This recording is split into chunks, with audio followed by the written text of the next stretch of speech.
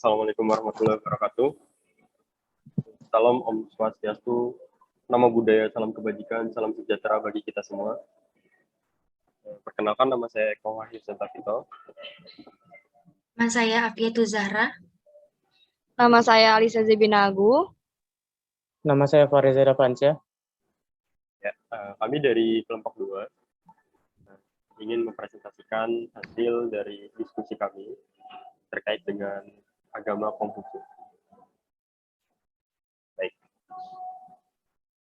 Di sini kami akan menjelaskan beberapa hal. Yang pertama yaitu terkait dengan kebajikan dan contoh kebajikan dari agama Konghucu.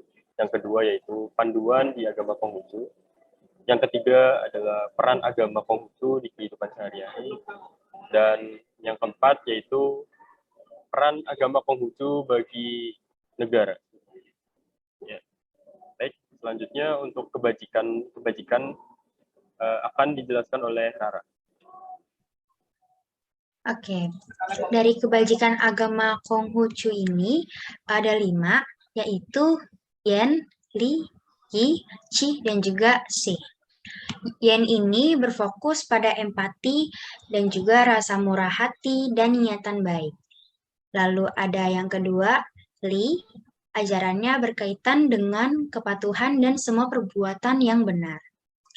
Lalu ada Yi, ajaran ini mengarah pada menjunjung tinggi kebenaran yang menjadi tanggung jawab sebagai kemanusiaan dan penjaga alam.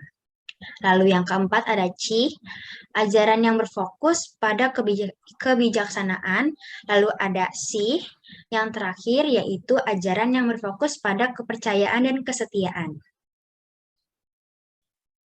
Lalu contoh-contoh dari kebajikannya, dalam kitab Lungi juga disebutkan bahwa seorang Chunzu cuma mengutamakan kebenaran, tetapi orang yang tidak bermoral selalu mengutamakan kepentingan dirinya sendiri. Seorang Chunzu lebih mementingkan kehidupan yang damai dan selalu berlomba dalam hal kebaikan. Nabi Konghucu bersabda, seorang Kuncu memuliakan 3 hal, yaitu memuliakan firman Tuhan yang Maha Esa, memuliakan orang-orang besar, dan memuliakan sabda para nabi. Nabi bersabda, seorang Kuncu menuntut diri sendiri, seorang rendah budi menuntut orang lain. Seorang Chunzu memiliki konsep 5 kebajikan dan 8 kebajikan dalam hidupnya. 5 kebajikan tersebut antara lain cinta kasih atau zen, kebenaran yaitu I atau yi, susila, bijaksana, dan dapat dipercaya. Adapun 8 kebajikan tersebut adalah berbuat bakti, bijaksana, satya, dapat dipercaya, susila, kebenaran, suci hati, dan tahu malu atau sin. Baik, selanjutnya untuk panduan agama Konghucu akan dijelaskan oleh Alisa.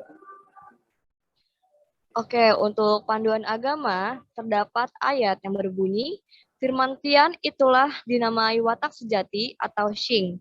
Hidup berbuat watak sejati itulah dinamai menempuh jalan suci. Bimbingan menempuh jalan suci inilah dinamai agama. Zongyong bab utama pasal 1. Dari ayat di atas dapat dipahami bahwa Xing merupakan pemberian dari Tian yang mendasar untuk manusia agar dapat menjalankan kehidupannya di dunia ini dengan baik dan benar sesuai yang difirmankan Tian. Namun, perlu disadari bahwa watak sejati yang diberikan oleh Tian ini hanya berupa benih-benih kebajikan. Bila ini tidak dirawat dan dikembangkan dengan baik dan benar, maka Xing tersebut tidak akan mendatangkan manfaat dan berguna bagi dirinya dan orang lain. Seperti benih tanaman, wajib disiram dan diberi pupuk agar dapat terpelihara dengan baik, sehingga akan mendapatkan hasilnya untuk tumbuh dan berkembang, serta menghasilkan bunga atau buah yang akan berguna bagi pemiliknya maupun orang di sekitarnya. Baik, terima kasih Alisa. Selanjutnya yaitu peran agama Konghucu di kehidupan sehari-hari yang akan dijelaskan oleh Reza. Ya, peran agama bagi kehidupan sehari-hari, yaitu pedoman moral, upacara keagamaan, kesehatan dan kebugaran, penghormatan terhadap leluhur, memperkuat hubungan sosial. Jadi, agama Konghucu mengajarkan setiap orang bagaimana menunjukkan tingkah laku dalam kehidupan sehari-hari, serta bagaimana aturan terkait pemerintah yang berdasarkan keadilan, rasa cinta, kehormatan, ketulusan, dan rasa kebijaksanaan. Salah satu penerapan nilai yang dianggap penting dalam agama ini adalah nilai keluarga. Anak-anak akan diajarkan bagaimana cara menghormati kedua orang tua dan menjalankan semua yang diperintahkan kepadanya. Saat anak masih sangat belia, mereka akan belajar hal-hal dari perilaku dan kepercayaan kedua orang tua dan orang lain di lingkungan sekitar mereka, termasuk para pengasuh dan kakek nenek. Agar bisa terhindar dari berbagai ide buruk pada anak dan mendidiknya menjadi pribadi yang baik, orang tua perlu meninggalkan perilaku yang bersifat kekanakan dan tidak boleh memaksakan semua pendapat kepada anak.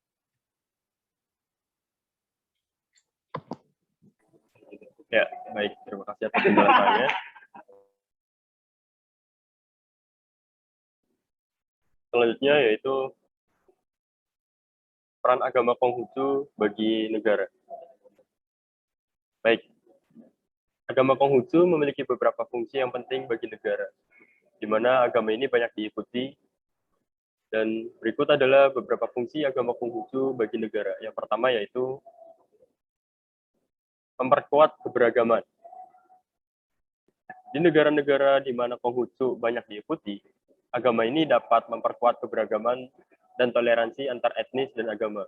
Sebagai agama yang diakui secara resmi oleh negara, Konghucu dapat menjadi sarana untuk mempromosikan perdamaian dan harmoni antar komunitas.